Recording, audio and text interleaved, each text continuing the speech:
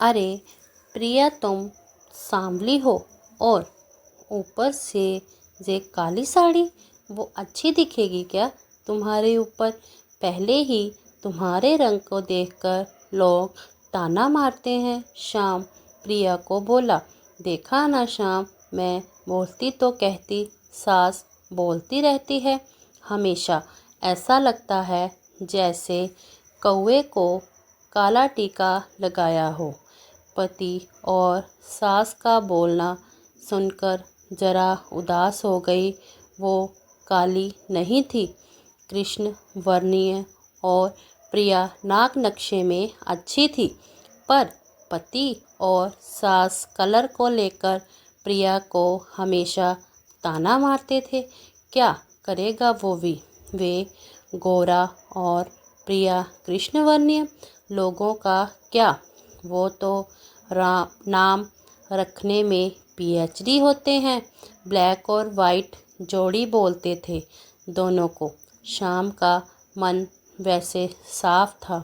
प्रिया को अगर कोई कलर को लेकर बोलता तो उसे जरा भी अच्छा नहीं लगता था, इसलिए वह भी थोड़ा बहुत बोल देता था ताकि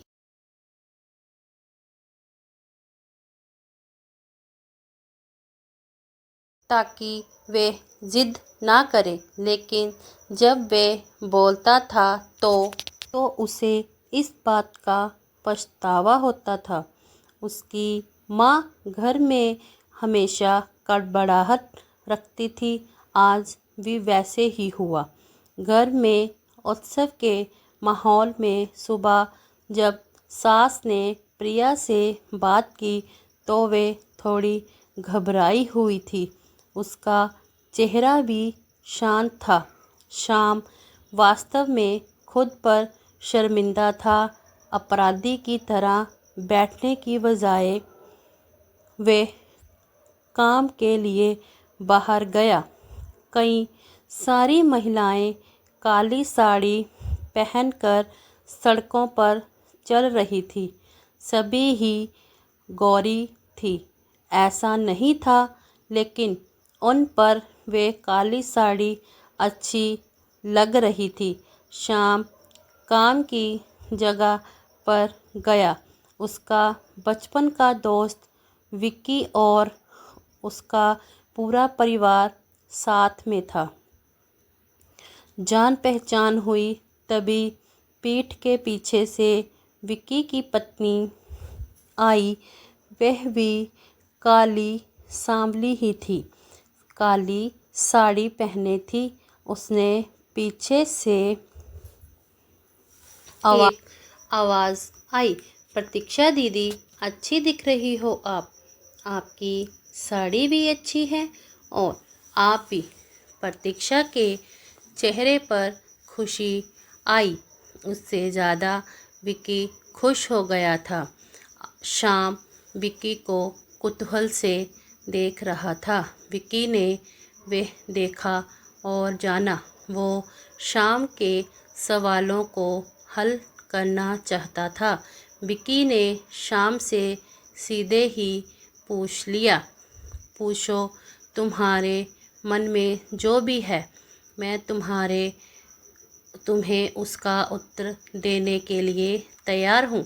श्याम पहले हड़बड़ाया, फिर वह बोलने लगा कि नहीं नहीं, ऐसा कुछ भी नहीं है। विक्की ने श्याम से कहा, तुम मुझे अब नहीं जानते कि मैं लोगों का मन कितने अच्छे से पढ़ सकता हूँ।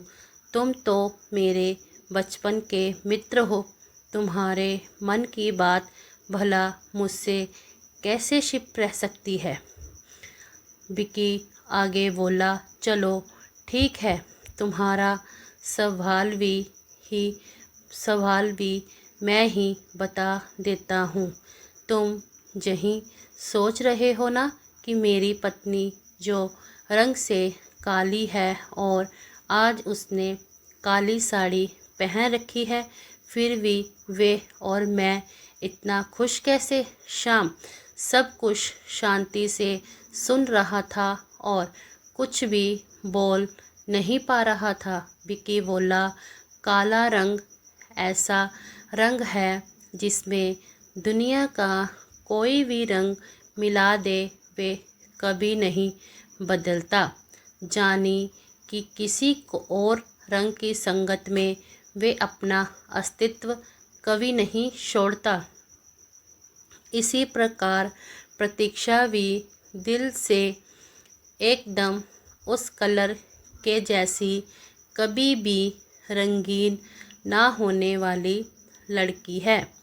वे अपनी मर्जी से जिए यही मुझे लगता है। मैं उसे खुश देखना चाहता हूँ। लोगों का क्या, वह तो बैठे ही बुरा भला बोलने के लिए हैं। गौरी औरत नहीं रही तो छिपकली बोलते हैं, काली होती है तो चूहा या कौवा बोलते हैं। क्या क्या नहीं बोलते लोग। ताना मारने वाले मारते रहें, हमें हमेशा खुश रहना चाहिए। वही मैं अब कर रहा हूँ।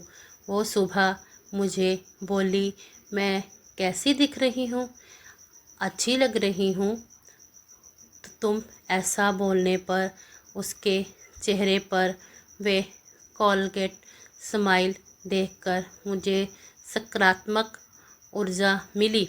घर से बाहर निकले तो सभी बोलने लगे कि अच्छी लग रही हो भाभी।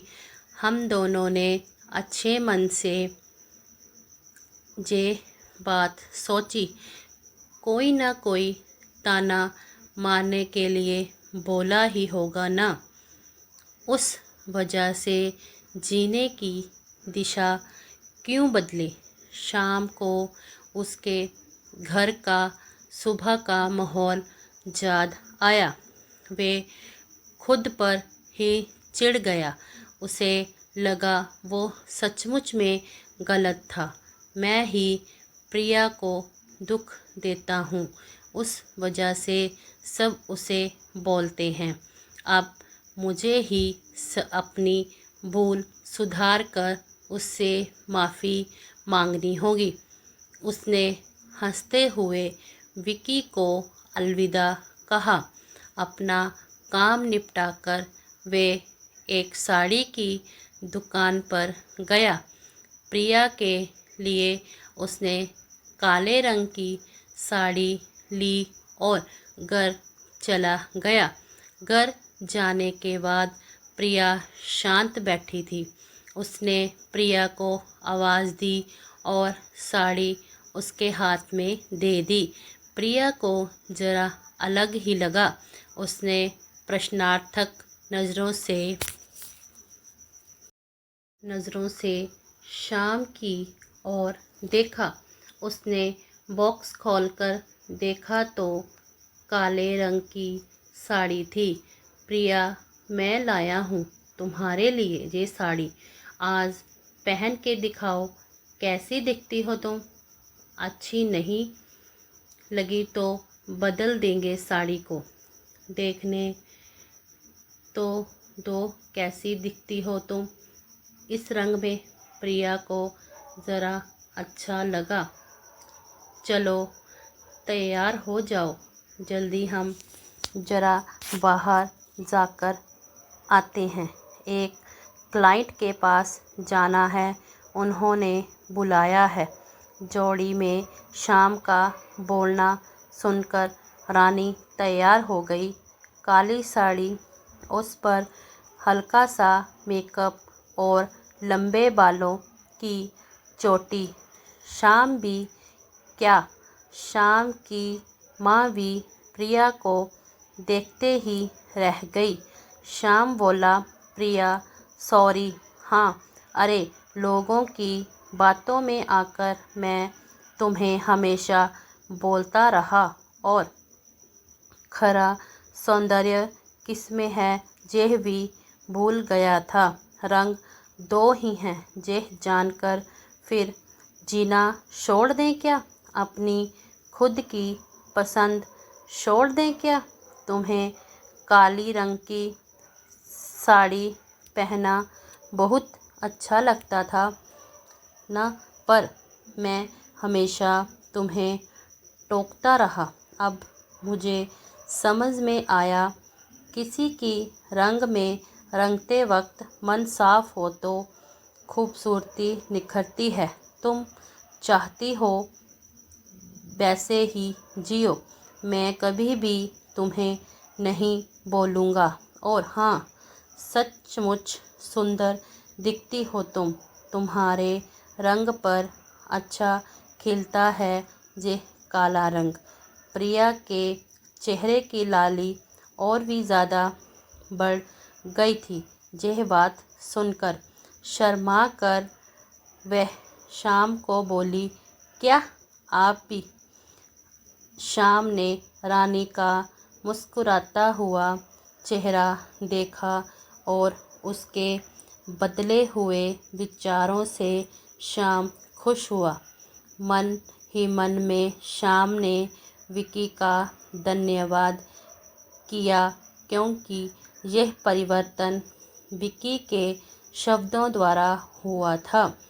खूबसूरत दिखने के लिए खूबसूरत दिखना ज़रूरी नहीं है, बल्कि खूबसूरत सोच होना ज़रूरी है। इंसान का अगर मन सुंदर है तो इससे कोई फ़र्क नहीं पड़ता कि वे किस रंग का हो।